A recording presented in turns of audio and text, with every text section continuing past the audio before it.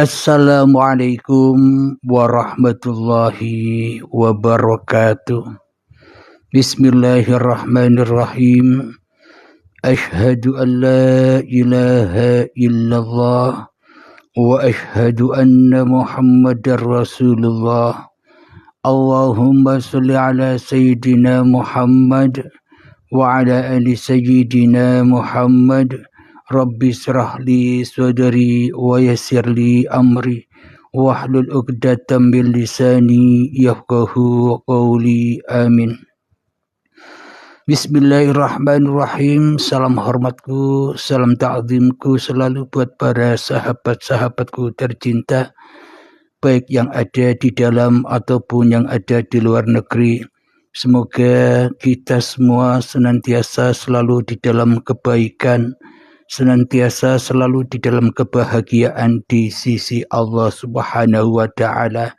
Amin ya rabbal alamin. Marilah kita awali kajian di malam yang penuh hikmah dan penuh barokah ini. Kita kemahkan di dalam nyawa, di dalam jiwa, di dalam hati, di dalam roh dan di dalam kehidupan ini dengan kalimah-kalimah thayyibah.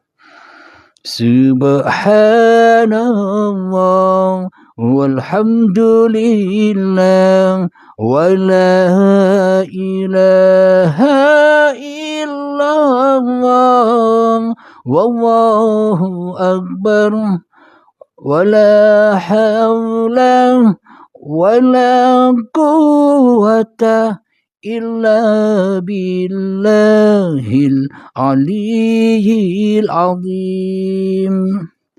Sadaqallahul azim. Tema kali ini dengan judul Ajaran Trinitas menurut Allah. Ajaran Trinitas menurut Allah. Ajaran Trinitas menurut Allah. Alhamdulillahirabbil alamin.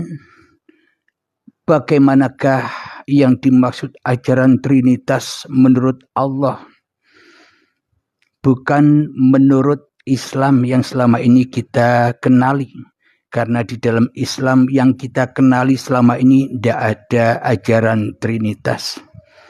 Trinitas hanyalah ajaran agama sahabat-sahabat yang di sebelah. Jadi di sini kami mau menjelaskan bagaimana sih hakikatnya ajaran Trinitas itu bagi seluruh manusia. Alhamdulillahirabbil alamin.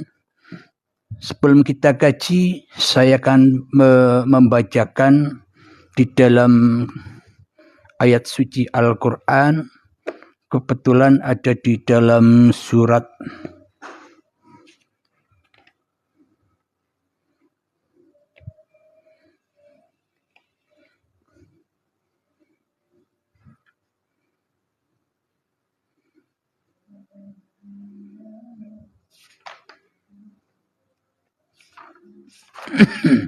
surat Kahfi ayat yang terakhir, yakni 110, ayat yang ke-110. Ajaran Trinitas menurut Allah ada di sini.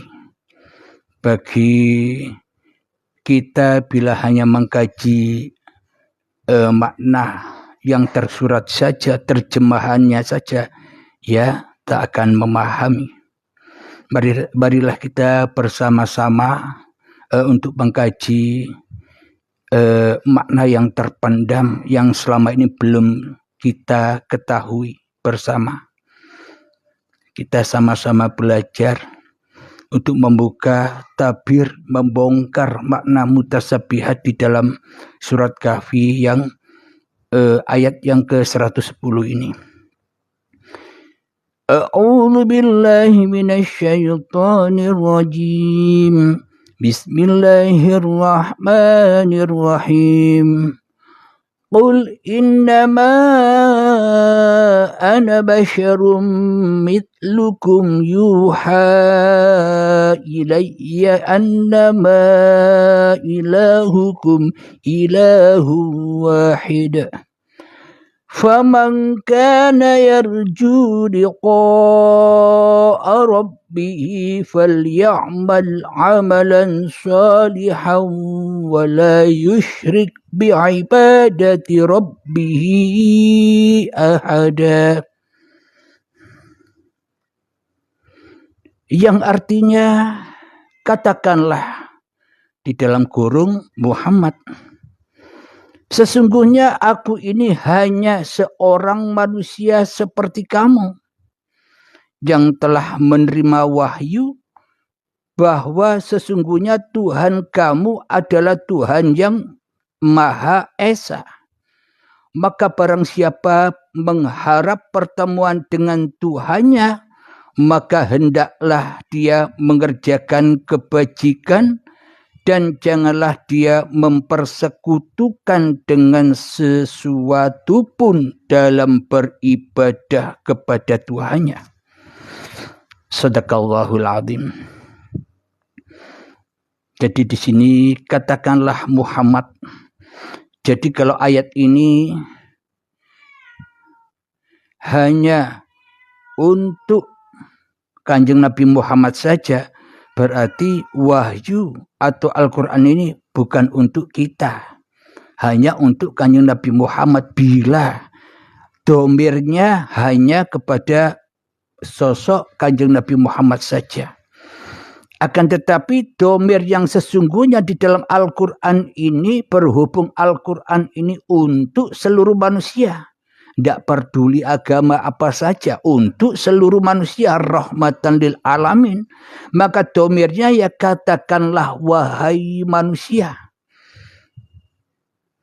Sesungguhnya aku ini hanya seorang manusia seperti kamu, sama kita ini manusia yang telah menerima wahyu. Maknanya ketika kita belum mengenal Allah, ya kita hanyalah menerima nasihat-nasihat, menerima bimbingan-bimbingan hanya dari iblis dan setan, yakni hawa nafsu kita sendiri yang mewahyukan kepada kerentaknya hati, yang mewahyukan kepada kuasanya hati kita selama ini.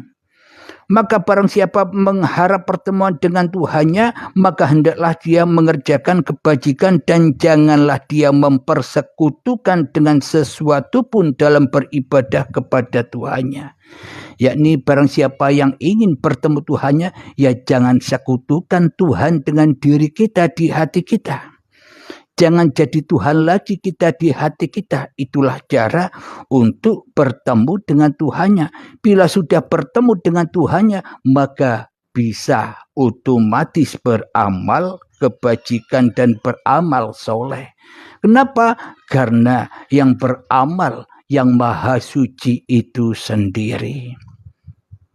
Alhamdulillahirabbil alamin. Itu landasan atau pondasi ayatnya tentang Trinitas. Jadi makna yang mudah kita pahami, Trinitas itu yang bagaimana? 3 jadi 1. 3 in 1 kata banyak orang, 3 in 1. Maknanya Trinitas itu yang bagaimana sih? Trinitasnya Kanjeng Nabi Muhammad adalah kemanusiaan Kanjeng Nabi Muhammad. Kemudian Kanjeng Nabi Muhammad mendapatkan wahyu yang pertama, Iqra kitabak, bacalah kitabmu. Iqra bismi rabbikal ladzi khalaq. Itulah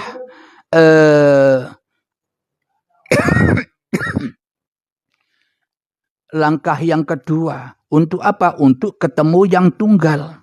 Maknanya Trinitas itu adalah diri manusianya yang sudah sadar kepada hakikat diri sejati manusianya. Jadi manusia yang pertama adalah manusia. Yang kedua adalah man arafa nafsahu. Jadi manusia yang sudah mengenal hakikat diri sejatinya. Faqad arafa rabbahu. maka ketemulah dengan yang tunggal.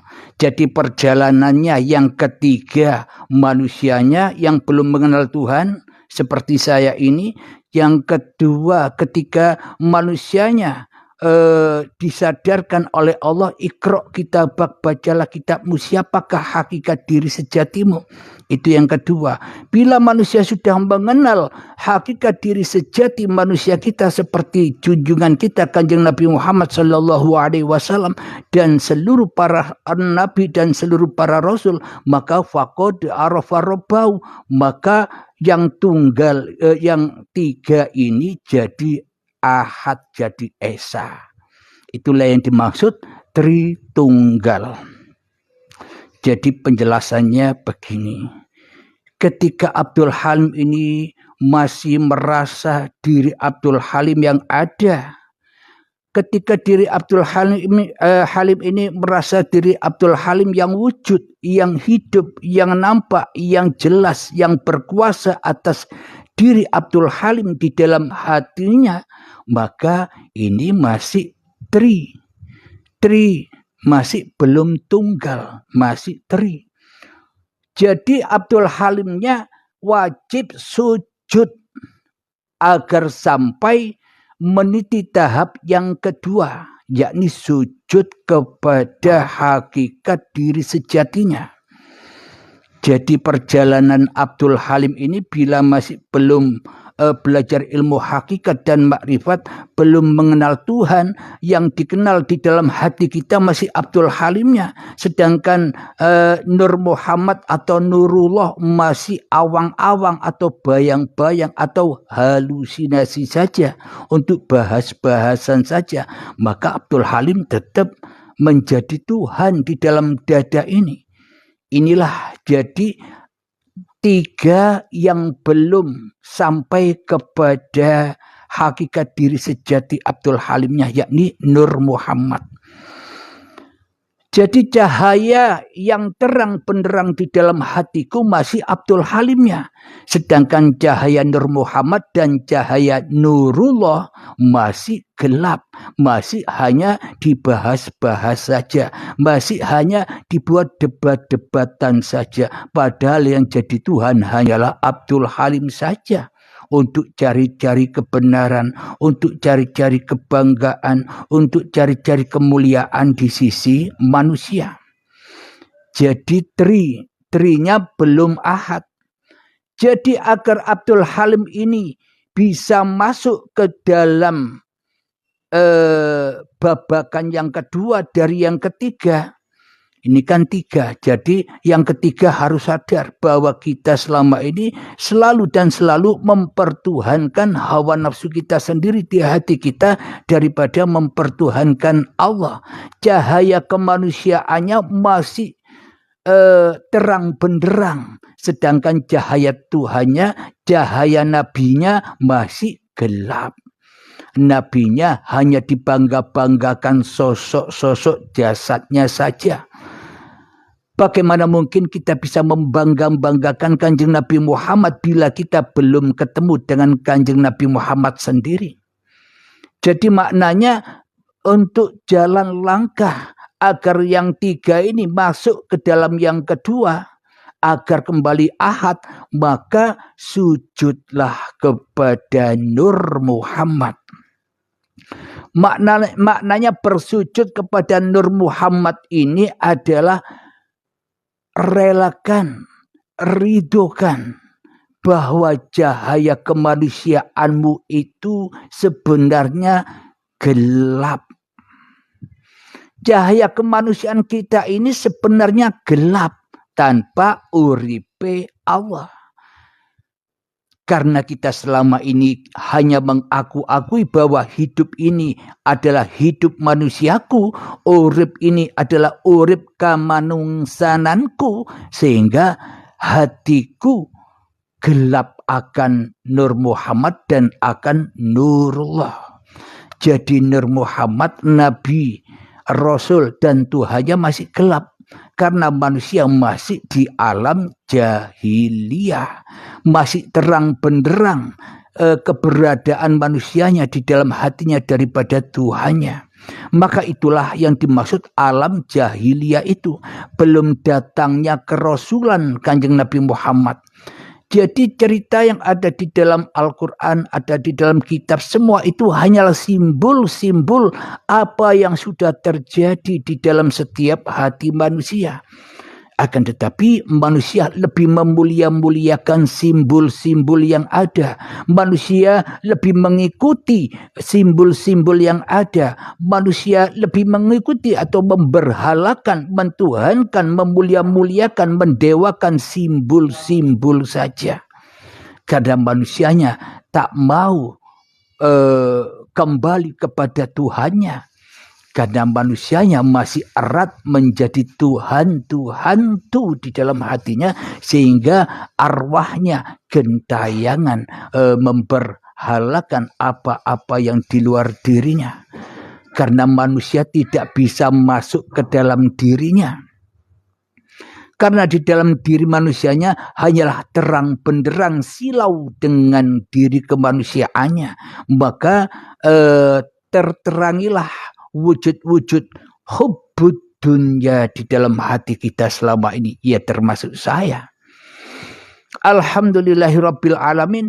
Jadi bagaimanakah langkahnya agar manusia ini bisa ketemu dengan Nabi Muhammad SAW? Jadi bagaimanakah caranya agar kita ketemu dengan kerasulan itu sendiri? Agar kita bertemu dengan Nur Muhammad itu sendiri? Yakni kita harus belajar ilmu hakikat dan makrifat agar 3-in-1, agar sampai pemahaman kepada apa yang dimaksud Trinitas itu. 3 dalam 1, 3 dalam Esa. Jadi saya terangkan lagi, 3 dalam Esa itu adalah kita, Nabi Muhammad atau Nur Muhammad dan Nurullah. Jadi masih terhalangi, terhijab, masih menjadi 3. Akan tetapi kebanyakan manusia selama ini hanya berhenti kepada yang kedua, memulia-muliakan nabi-nabinya. Karena kenapa manusia berhenti di dalam tahapan yang kedua saja hingga tidak sampai kepada tahapan yang esa? Karena manusianya terhalang dengan membangga-banggakan, memulia-muliakan, mendewa-dewakan rasul-rasulnya, nabi-nabinya, hingga tidak bisa menerobos siapa gerangan hidup yang menghidupi para nabi itu, siapa gerangan hidup yang menghidupi para rasul itu. Karena manusianya masih jadi Tuhan, ya yang dipandang kewujudan rasul atau nabi bangsa manusianya.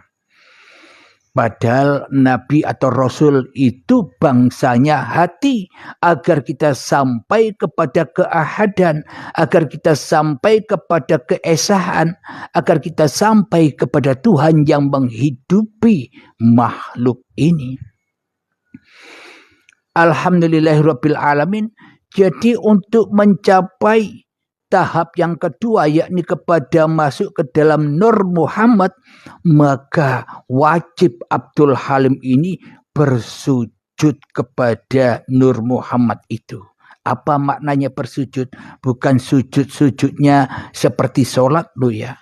Maknanya menerima di dalam hati kita bahwa sesungguhnya aku ini makhluk.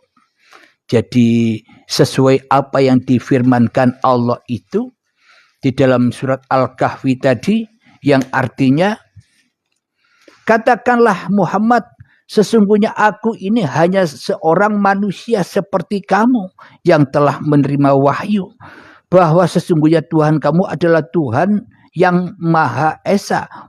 Maka barang siapa mengharap pertemuan dengan Tuhannya, maka hendaklah dia mengerjakan kebajikan dan janganlah dia mempersekutukan dengan sesuatu apapun dalam beribadah kepada Tuhannya.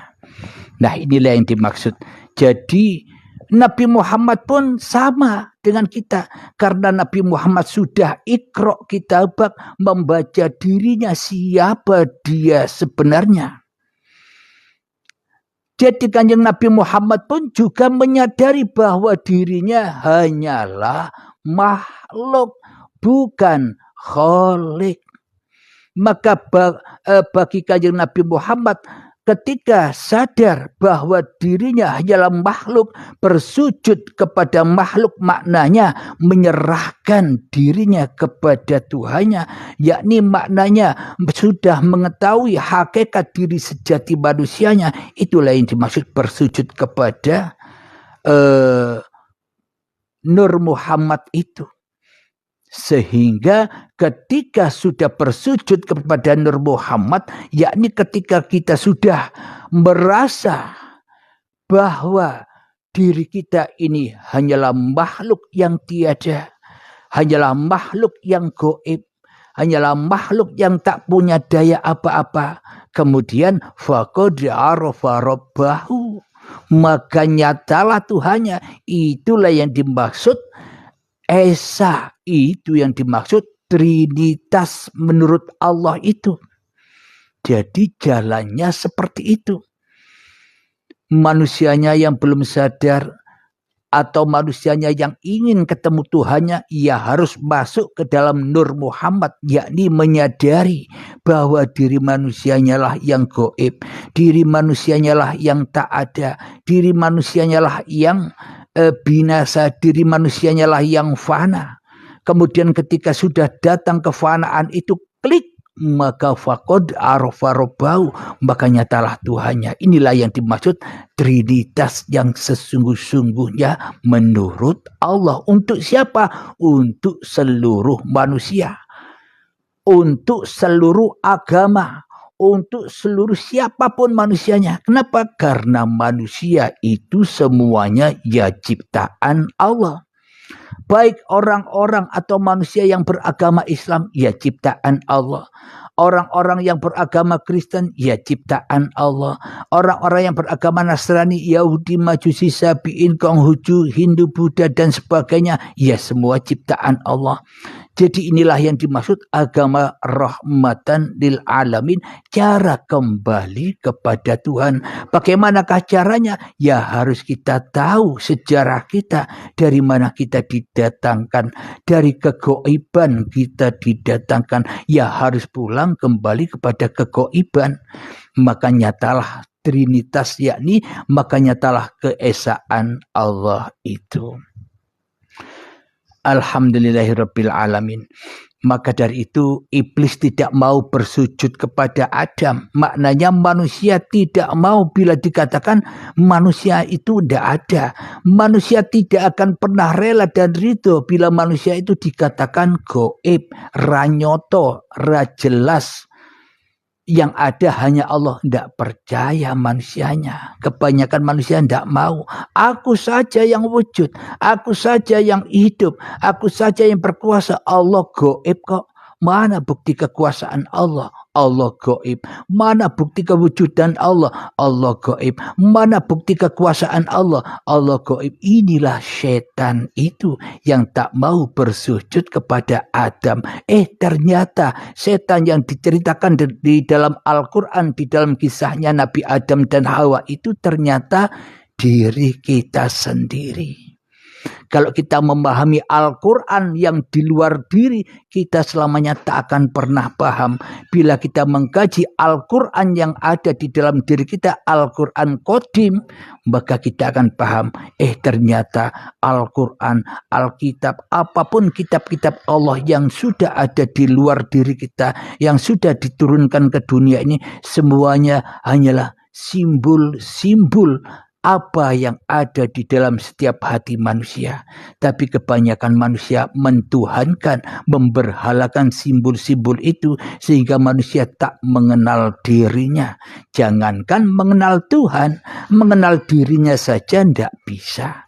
Maka dari itu kajian tentang Trinitas ini di sisi Allah semoga khususnya saya dan kita semua bisa memahami apa makna dari Trinitas yang sesungguhnya di sisi Allah itu, ketika manusianya rela memasuki babakan man arafa nafsahu, masuk ke dalam Nur Muhammad, faqad arfa rabbahu, maka ketemulah dengan nurullah.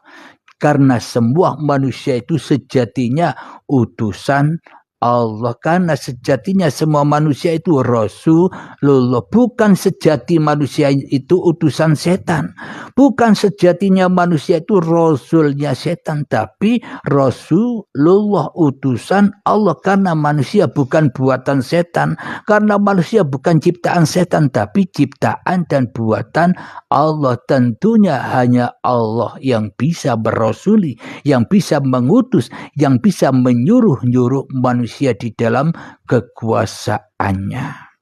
Alhamdulillahirabbil alamin. Semoga saya dan kita semua dipahamkan oleh Allah, karena saya dan Anda juga sama-sama makhluk, sama-sama belajar meniti ke jalan Allah agar selamat di dalam mengarungi kehidupan dunia ini. Amin ya rabbal alamin. Sebelum kita akhiri, marilah kita kembangkan sholawat dolimin taf'ul bala. Selanjutnya kita bisa tanya jawab, ngobrol nyantai. Allahumma salli ala sayyidina Muhammad wa asghili zalimin bi zalimin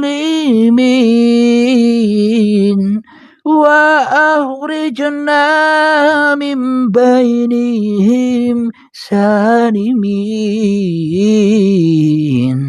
wa ala alihi wa sahbihi ajma'in. Bismillahirrahmanirrahim. Allahumma ya qadiyal hajat, Allahumma ya mujibad da'wat, Allahumma ya rafi'ad darajat, Allahumma ya muhillal muskilat, Allahumma ya syafi'al amrad, Allahumma ya kafiyal muhimmat, Allahumma ya dafi'al baliyat. Rabbana atina fid dunya hasanah wa fil akhirati hasanah wa qina adzabannar. Akhir kalam. Assalamualaikum warahmatullahi wabarakatuh.